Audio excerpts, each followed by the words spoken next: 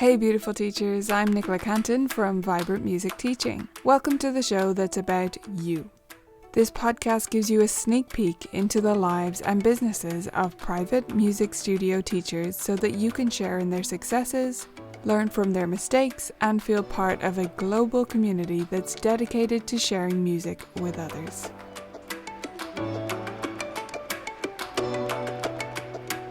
Today we're visiting with Serena Sheane. Serena is a piano teacher based in London who is originally from Ireland, so you'll get double the Irish accents in this episode. Serena was a highly motivated student herself, and we discuss the benefits and difficulties of teaching when you come from that background, as well as dealing with self-doubt as a younger teacher. Before we get going, I want to explain one little thing though. In the first section, Serena refers to GAA. And neither of us thought to explain it in the moment. That's a common abbreviation here in Ireland for our local Gaelic sports. Okay, with that out of the way, let's get into the interview.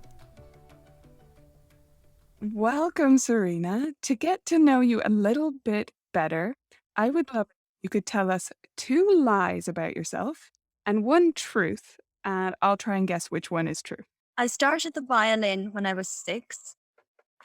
I played GAA growing up, and I participate in a Zumba class every month. Okay, Zumba, GA, or violin when you were 6. I'm gonna go with GA. GAA being the truth? Yeah. No, the Zumba one is the truth, and the other 2 are lies, unfortunately. Well, I was sure the violin was a lie, but I was waffling between GAA and Zumba. So you do a Zumba class every week? I do. I do the Zumba class every week just to switch off from everything else, and it's great, actually. Nice way to engage with music in an alternative way. Yeah, absolutely. It's my kind of exercise. I mean, dancing in any form. So, oh, awesome. Okay. Now let's get to know you as a teacher. So, if I were to give you free billboard space, let's say I am the mayor of Cork and I decide to give you free billboard space in town, and it's going to have your photo on it, sitting at the piano, and I say you can only put 3 words on it. What would those 3 words be to represent you as a teacher? Okay. I would say committed, progressive, and friendly. Nice. So tell me why you chose those words. I guess I've always tried to make my teaching as engaging and as enjoyable as possible. I know I didn't select the word engaging, but I want students to feel their piano lessons are centered or geared towards them. And in order to do that, I feel it's important to have a wide range of, activities and, being willing to experiment with different approaches. Every child is unique. Unfortunately, in the past, I feel piano teaching has been very much geared towards a certain tutor book or a certain approach or a certain exam. And they don't take into account that you're actually teaching a human being. So I definitely think it's important, moving forward in a new era of piano teaching to be progressive, to move with the times, to try new things, to experiment, to, question old ideas in order to bring, new research questions or new topics to the table. So I think they would be the 3 words I would use. I try to teach in a diverse way. So using bits of improv, repertoire, oral training, rhythm activities. My kids really enjoy the rhythm railroad activities that are on your database, actually. So, and I think I'm quite a friendly person. I'm told I am. Oh, that's lovely. Okay, so that's your teaching now. Let's hear about where you came from. What was your musical upbringing like? When did you start lessons? And what were your lessons and your teacher like? Okay. I started lessons officially at the age of 6, but my music exposure didn't start there. I was surrounded by music growing up. My favorite movie of all time is The Sound of Music, and I was told I could sing along to all the songs from the age of 14 months phonetically. I don't know how true that is again because it is coming from my mum, so she's probably a bit biased. But Interesting. I'm told it was true because other family members would come in and go, "Oh, not again. She's not watching it again, is she?" And my mum and granddad both played the piano. So I'm surrounded by that growing up. And my mum particularly liked Elton John. So when she played that on the piano, my head would turn because I'd recognize it. Um, remember my first lesson distinctly. I had this big black briefcase and I thought I was very grown up holding it. And remember having, it's strange, but I remember drinking a Capri Sun before I walked in on the tile floor. There was a big yellow door with a window in it. And I started learning from Waterman and Harewood's Piano Lessons Book One. And my teacher said to my mom at the end of the lesson, okay, she's going to need a longer session because we'll go through things pretty quickly. I guess it was sort of a very stereotypical approach at the time.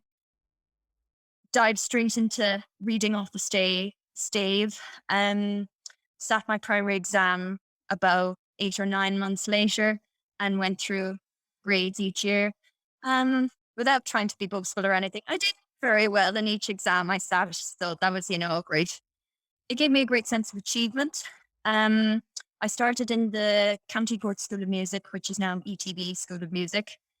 Studied there till I was about 14, then moved to the Cork School of Music for part-time lessons. Studied there with Tom Janssen. Had previously studied with Irene Bushell and Catherine Dillon for a while. Then I started my undergrad, my BMOS degree in the CRT Court School of Music and studied with Eleanor Malone and Michael McHale.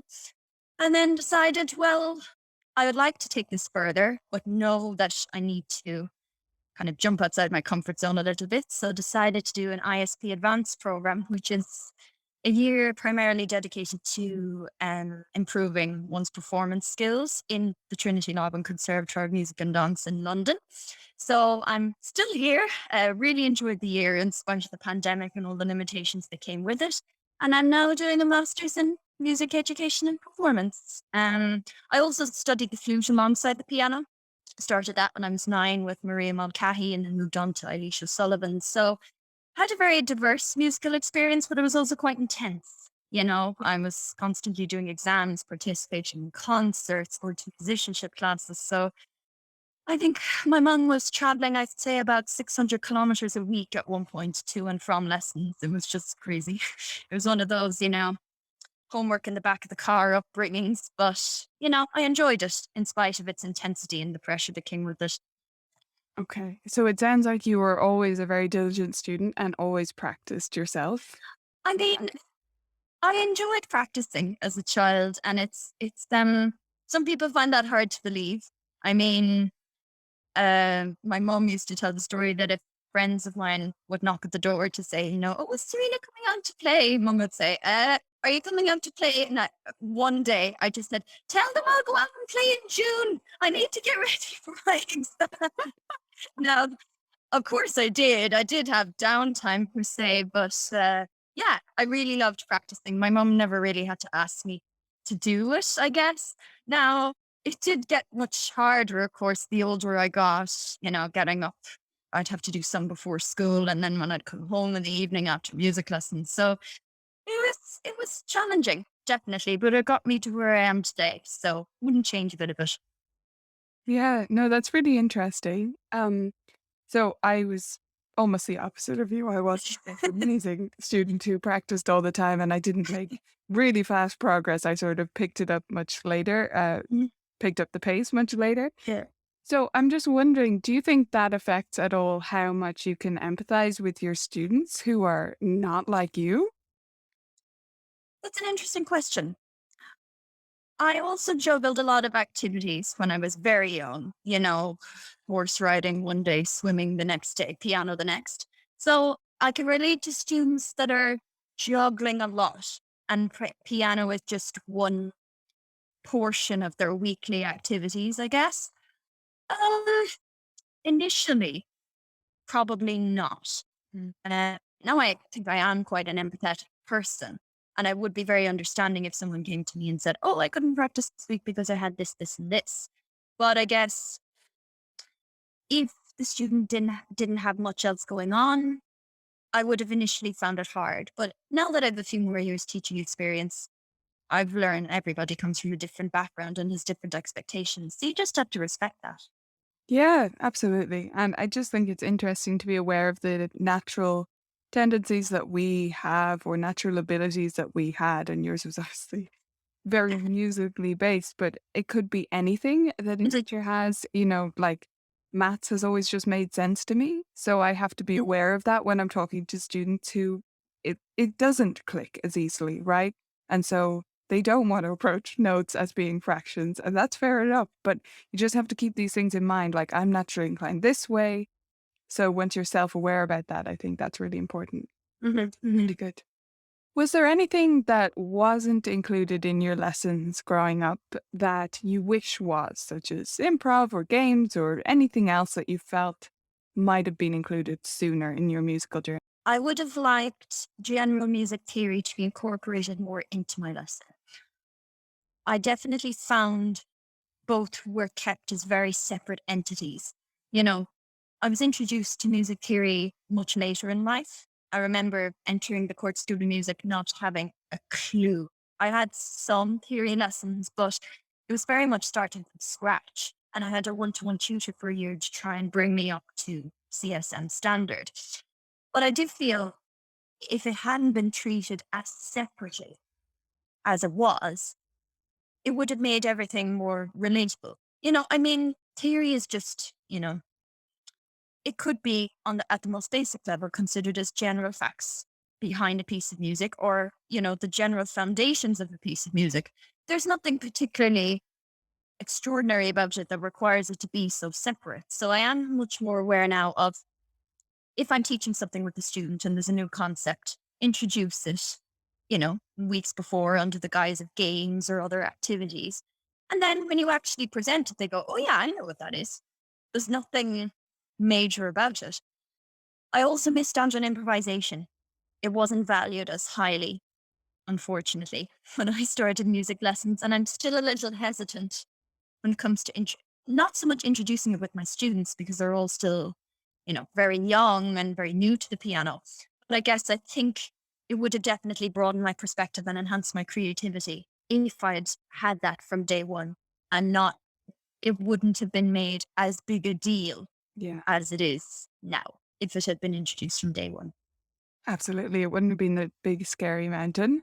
And I Mhm. love what you're saying about theory and integrating it. And you're right, it shouldn't be this separate, much drier version of music. And introducing these things before students meet them in the music and integrating it that way, what I call preemptive theory, getting ahead of the game with a game, so that when you get there, it's just, oh yeah, the treble clef, oh yeah, so it's high notes, I got it, or whatever the case may be. Mhm. I love that. So tell me, when and how did you get into teaching yourself? It was quite a whirlwind introduction. I started with classroom teaching as part of my classroom teaching module in my degree in Court School of Music under Kira Glasheen Artem. She was, she's the new director there now, head of school. She was really inspirational and, you know, helped us create schemes of work to deal with, you know, pretty much every scenario you could possibly come up with and to plan effectively, but also leave an inherent room for flexibility. So I started teaching a group of first class students. I had to condense a year long music program into about 8 weeks, which was challenging, but I really enjoyed it. And I didn't expect to enjoy it as much as I did. But I mean, one of the students stood up on the last day and said, "This is a catastrophe." And then it just went, "Oh, that's a big word." But their class teacher said, "Oh, okay, you can tell them you're not coming back for music lessons anymore." And the way I was able to relate to the students, that surprised me. I loved playing school when I was young, lining up my dolls and teddies and pretending I was giving a music lesson or pretending I was teaching them a topic that I'd learned in maths in school that day or something. I just saw it as playing. And I went, wait, I could do this as a career. This could be something I could do. So I was hoping to do more classroom teaching in my final year of my degree, but unfortunately, the college, there wasn't a great enough demand and they didn't have enough resources for it to run. So there was sort of mad panic. I went, wow, this is the final year of my degree. I need to find another module within 3 days. Otherwise, it's all over. So thankfully, one of the lecturers in my college, he was very supportive. He said, "Look, why don't you consider instrumental teaching?" And I said, "Really, me? I mean, of all people, you're thinking of me." And he's kind of classroom teaching, and I think it would really suit you. Just give it a try. So it was a huge risk because I had never done this before, and figured, okay, final year, I'll pick modules that I've already, dealt with, I guess, or had previous experience with. But dived in, found a bunch of students, different backgrounds, different ages, and really, really enjoyed it.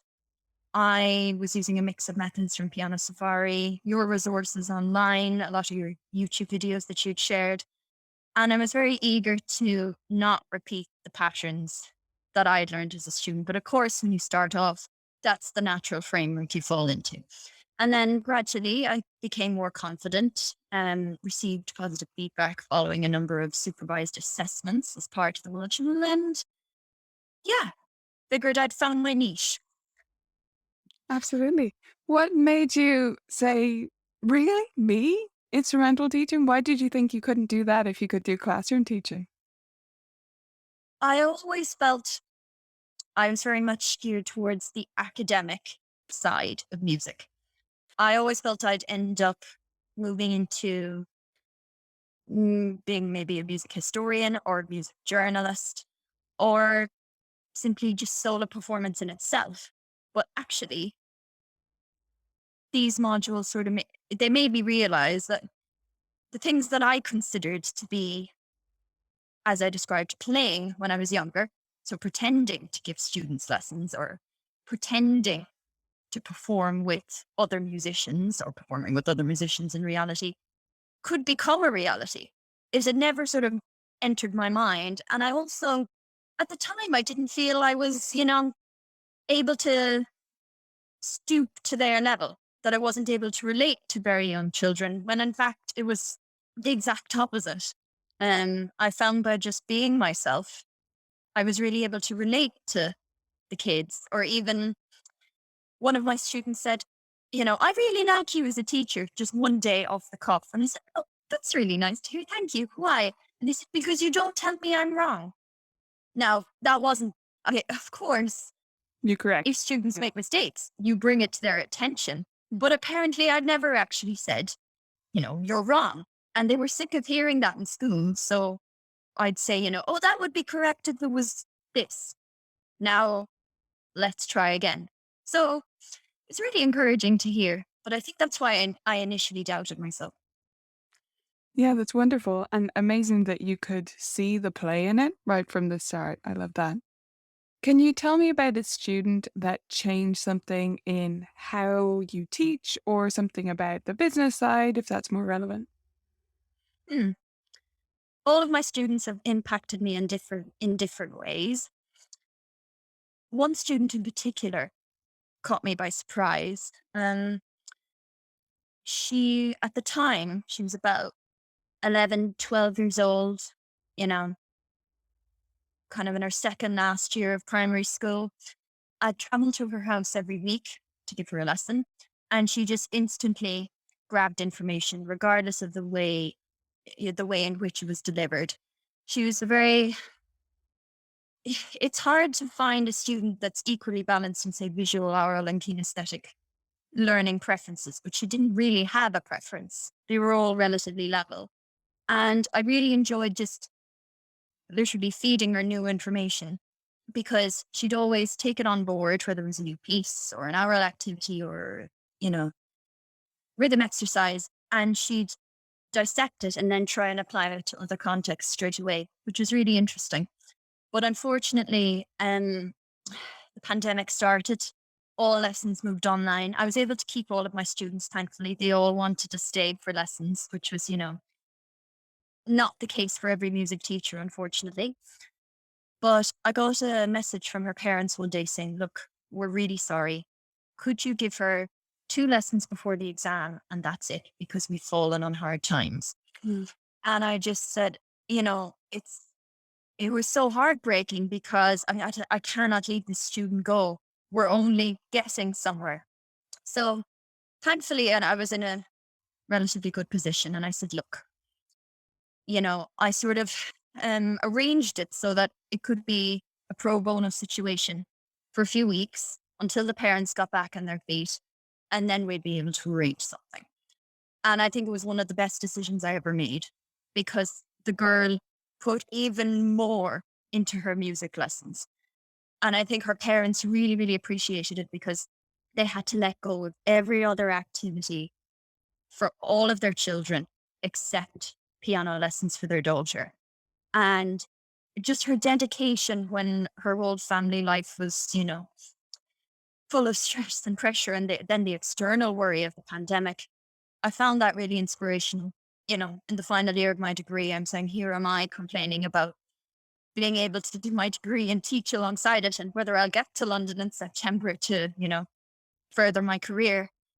And yet there's the student where their life is, it's a bit of an exaggeration, but their life is crumbling in their eyes, yet they're still able to practice every day, to dedicate time to the piano and do more than I've ever asked. And she did extremely well in her exam that year. She was even able to sit it. So, you know, I think she really changed my perspective on teaching and impacted in you know, the way I teach and the way I set fees and everything. Yeah, and what music could do. I mean, I'm so Mhm. glad you were able to do that. It doesn't mean every teacher is always able to do that for Exactly. every student, but you Mm. could. And it was obviously hugely important to their whole family, I would say, to keep that activity in the week. Mhm. So that's something that you can be extremely proud of. What's the biggest mistake you've ever made in your teaching? Ooh, good question. Not taking the lessons from poor lessons.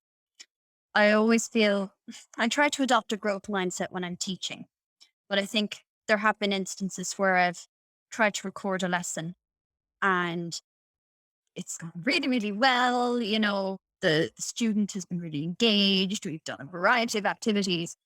And then the, computer crashes or I haven't enough memory on my device and it didn't notify me beforehand. Or I forgot to press record when I thought I did. Mm. And I think at the time, there was one particular instance, I think November 2 years ago, where I had to do it for a project. And I just went, oh my God, I'm the worst piano teacher ever. I made this stupid mistake. I forgot to press record. What am I going to do? When in fact, if I guess at the time I said, okay, what can this situation teach me? And at the time, of course, I instantly went, no, it can't teach me anything. It just means I should quit. I shouldn't do it anymore. When in fact, it just said, just make sure your technology is working or be grateful for the fact that the student learned a lot in that lesson. Not everybody, it doesn't matter that you forgot to press record. You can record another lesson. If it went well once, it can go well again. So I think it's definitely made me think, be grateful for every lesson, even if it falls apart, even if you don't follow your lesson plan, even if everything gets thrown out the window, be grateful for it because there's always something you can learn. That's so true. And sometimes you need to let your blood boil a little bit for a minute and then step back. But you're right. You need to then come back to that later and say, well, what could that teach me? And let yourself get cross if you're really frustrated. There's no point denying your emotions, but then come back Mhm. later and say, what did that lesson teach me? Because every lesson I can always learn Yeah. something, even if it's double check the record button or whatever the case may be. Yeah. Yeah. Mhm. So frustrating that moment when you're like, time is long. Yeah. Yeah. Yeah. Definitely. Okay, so if you could turn back time or go back in time, get in the DeLorean and go back to your first year teaching self, when you first started teaching, let's say, instrumental lessons, Yes. Mhm. what would you tell yourself? Take one day at a time. I always found especially within the first few weeks, that I was expected to know everything straight away, especially when I was working on a module where my colleagues had previously taught. You know, they'd given lessons before. Their students had sat exams. How how was I going to keep up? How was I going to prove that I could do it? And I think it links into your doing just do one thing. You know, just focus on what you're doing at that point in time. How can you make this an interesting, engaging, and inspirational lesson for that student with the resources you have? I think it was one of our school mottos, and I can't remember who said this quote, but it's do the best you can where you are with what you have. And I think that speaks a lot for teaching. You know, you could have all the resources in the world, could have access to so many different platforms and never use them, you know, but if you literally just use what you have to the best of your capability with the time that you have, I think students will see you're doing your best and will respond to it well. Yeah, and that's a great way to look back, especially and as well when you're kicking yourself about something and ask, did I do the best I could with the resources I had, with the time I Mhm. had with this student? And if you did, give yourself some grace. Yeah. It's great advice to share with a new teacher. Is there anything you think that people outside our industry or you, before you joined our industry, misunderstand about what we do? Music is more than just an idle hobby. I understand it takes priority, different, you know, it's ranked differently in different people's lives, of course. You know, we're all human, we're all unique. If everyone was the same, life would be very boring. But I do think there's a little bit of kind of a dismissed attitude at times to piano lessons. You know, that piano teachers are expected to be music or kind of magicians every week, that their child comes in and sits down and that you have a 30-minute or 45-minute lesson. They learn a few things. Oh, they're sorted for the week. Off you go, out the door. When unfortunately, it's not the same as, you know, swimming or playing tennis at the most entry level. If you want to progress at anything, you will have to practice it a little bit. But if if you want to progress, practice shouldn't be a chore. You know, that's the other thing. The teacher has to make it, if they want the child to stay learning, has to be enjoyable. There's no point in doing it otherwise initially. So I do think communication around and information around piano learning needs to change. You know, music is a crucial part of life. We're all exposed to it in some form or another. If it's walking into a supermarket and hearing something in the background, whether it's, you know, an automated track or whether it's the radio or even just, you know, dropping up pots and pans in the kitchen, it's all musical. We're all exposed to it. And it is a crucial part to our overall development, whether we engage in it or not. So I do think the information around piano lesson and its piano lessons and its importance and the dedication connected to it needs to change. Absolutely. Finally, I want you to picture a teacher who's out there somewhere in the world and they're feeling uncertain about whether they're doing it right, whatever it may be, whether they're running their business right, whether they're teaching the student in the right way, or they feel inadequate in some area of their own playing, perhaps, or their own education. Do you have a message you could share with them? I would say experiment. That's the only way you're going to find out whether something is working or not. Try lots of new things, but only do one thing at a time. So don't try and change your entire teaching in one day, as you mentioned earlier. The only way we're able to grow, really, I feel, is through experimentation. You know, try something new in a lesson and reflect on it afterwards. It's all well and good to do something and say, oh, well, okay, I'm never doing that again. Why are you never doing it again? It might not just work for that student, it might work for another one. If you're always learning and growing if you're experimenting. So that's something I'd suggest. Absolutely. Thank you so much for doing this with me, Serena. It's been an absolute pleasure. No problem. Thank you for having me. Thanks for listening. Do you love this show? Then please share your favourite episode with a teacher friend who you think might enjoy it and benefit from it. If you resonated with today's story, then the Vibrant Music Teaching membership is probably a good fit for you too. Find out more at vibrantmusicteaching.com.